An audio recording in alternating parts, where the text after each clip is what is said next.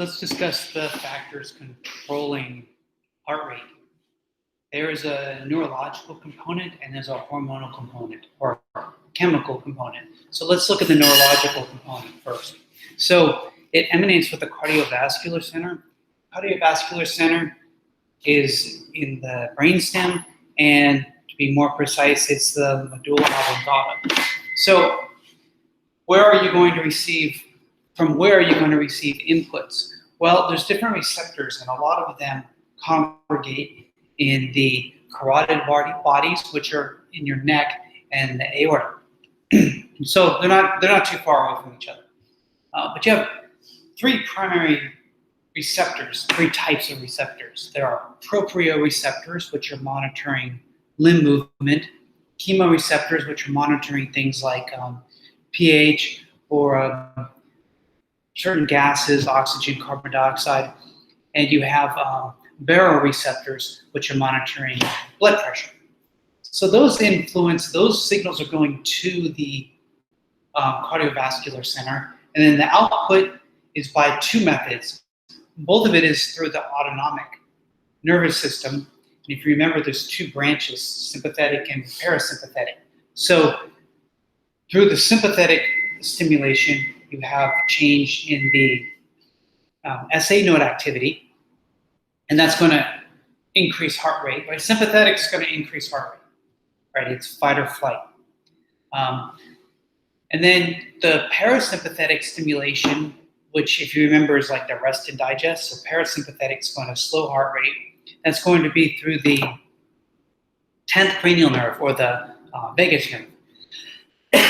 So that's the neurological component. Then there's also a chemical component. And so you already know about epinephrine and norepinephrine. So epinephrine increases heart rate, among other things, and so does norepinephrine. And in this case, it's largely a byproduct of the sympathetic stimulation. So norepinephrine is also a neurotransmitter. So now there are other ions that we talked about, or cations that we talked about before, that have to do with depolarizing the cardiac cells. Here you should look at it in a different way. So you'll notice here that calcium is here, and sodium and potassium.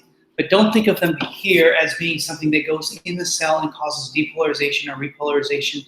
Here, think of them as hormones. So there are hormones that either increase or decrease heart rate. And as you can see, calcium increases heart rate, and sodium and potassium decrease heart rate. And then lastly, we have a hormone which we haven't discussed yet called ANP. ANP actually slows heart rate. ANP works the opposite of antidiuretic hormone, pretty much. It's produced by the atria, and it's used to slow the heart. So what kind of triggers the release is when you have too much blood coming into the atrium, and that triggers pressure receptors in the atria. So the atria are going to release this hormone in response to it. So it's going to do things like encourage you to urinate, increase the amount of sweat, and decrease heart rate. So there you go. That's both the chemical, and it's not completely inclusive, but I've hit on the main points. So this is a neurological and chemical control of heart rate.